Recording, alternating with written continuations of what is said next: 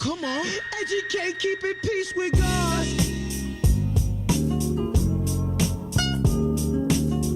Yeah. Hey there, everybody. How's it going?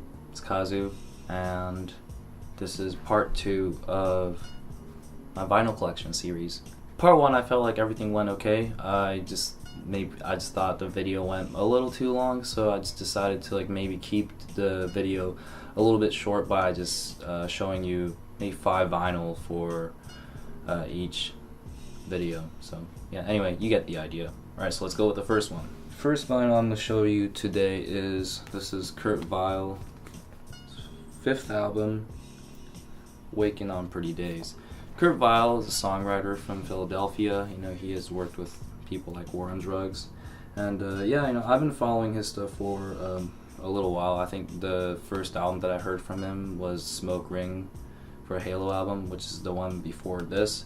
But honestly, I actually like this album better than that because I love all the songs on here. It's not only folky, but it just has this really nice Americana feel.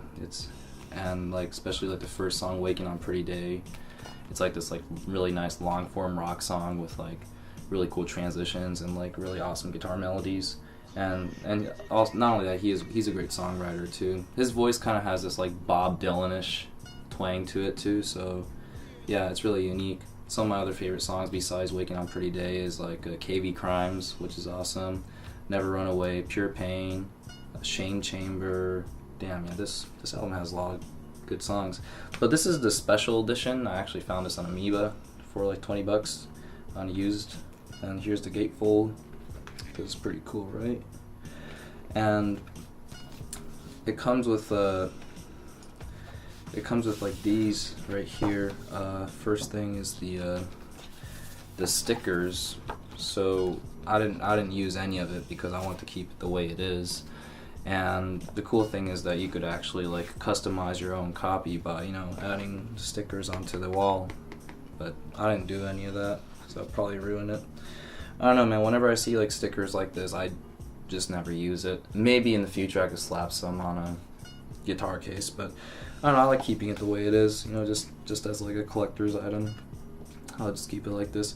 And actually, 3,500 of these were pressed, and as you can see, it's numbered right here. This is 1290, so that's cool. Not only it came with stickers, but also came with the lyrics sheet as well, which is right here.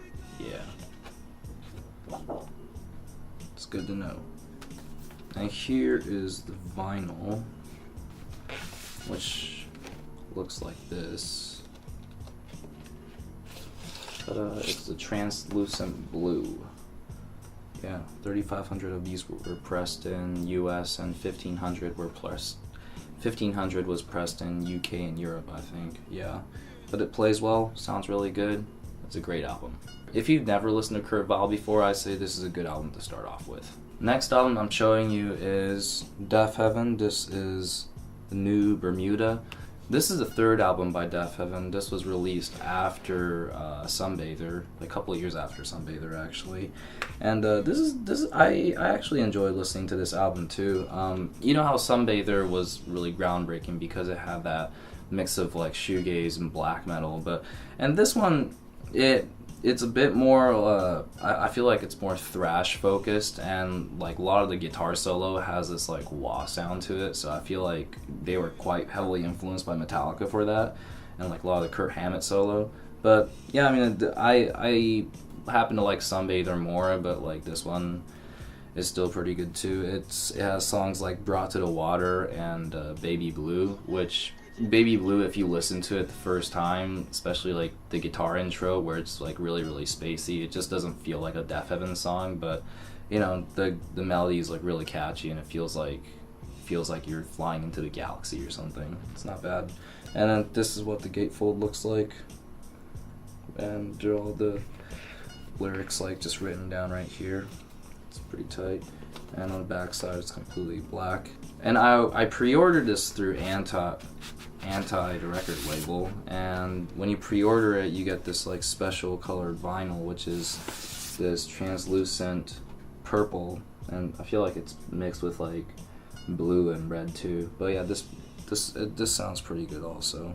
But yeah, this is Deafheaven, New Bermuda. Yeah, New Bermuda. Yeah. Also, if you've never felt this before, like it has some textures to it.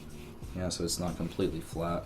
And I like the design a lot too. It almost feels like somebody drew like an oil painting on here. The third album I'm showing you today is Joey Badass's Before the Money. Last time I showed you the 1999 album, and that was a bootleg press, but because the 1999 album only has the digital and the CD, from what I remember. But this is the first vinyl pressing that Joey has ever done, I think, and yeah, you know, if you compare this to 1999, it sounds somewhat similar. I feel like songs are a lot more solid on this one. You know, it still has that like throwback vibe. I mean, if you look at this, if you even look at this like background art right here, it has that Tribe Called Quest like Zulu Nation vibe to it. So I feel like he's really keeping that, like, I don't know, throwback quality to it. Here's the gatefold right here. Yeah, you see Joey's looking at you like, the fuck you looking at? And then he's like, yeah, I'm the shit. Yeah. Here's the gatefold right here. And this one is there were some colored vinyl released for this one, but this is just like a regular black vinyl. And this is what it looks like right here. Yeah. Since the video is short, like, you know, I'm just gonna like pull it out and show it to you what it looks like. But it has Before the Money written on there. Some of my favorite songs on this album are Paper Trails, and of course Haze's View is really good, and also Christ Conscious. Yeah, that song is really, really badass. The fourth album I'm showing you today is Stone Roses' classic album, Stone Roses. Now this is the repress, and it's actually like numbered too. This is like 5,000 of these were pressed, so yeah, this is like number 305.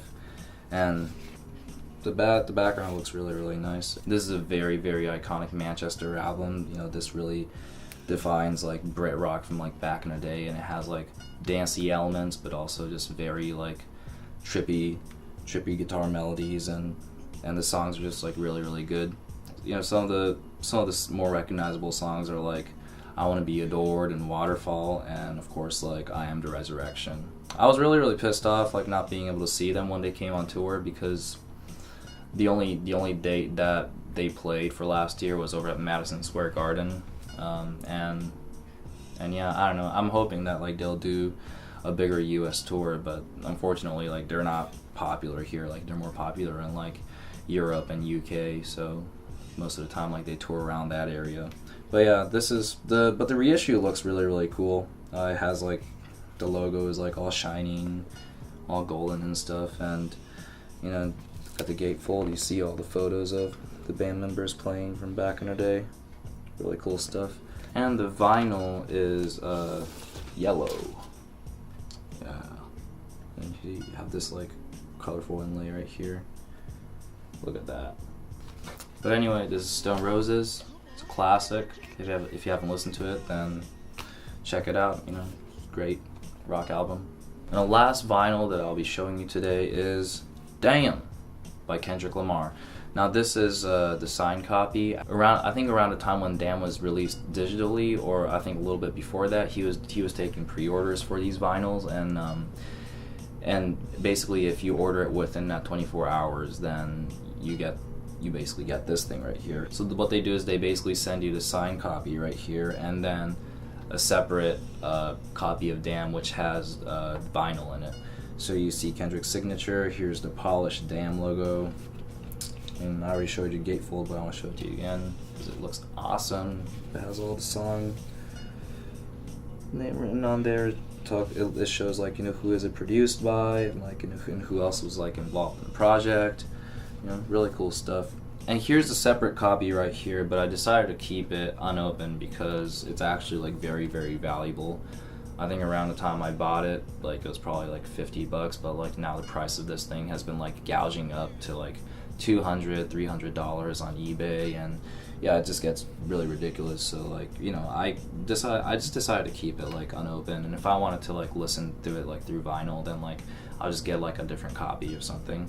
So yeah, but inside in here is like a red vinyl, and yeah, I'm glad to have this in my hand. So yeah, I mean, like, eventually, I don't know, if I don't feel like selling it, then I'll just open it up and then just play it on there. But yeah, I mean, it's kind of like valuable for that. I do have some like other vinyls like that's already open and like I already played it, but like I want to try to like keep some of them, like some of those like mint, like sealed copy in my hand too. So yeah, you guys might think it's pointless, but I like to have these like valuables in my hands too because it's pretty awesome. But anyway, thank you very much for watching. Don't forget to subscribe to my channel and like this video, and so I could bring you more vinyl videos, and also new podcast is coming up, so please tune in.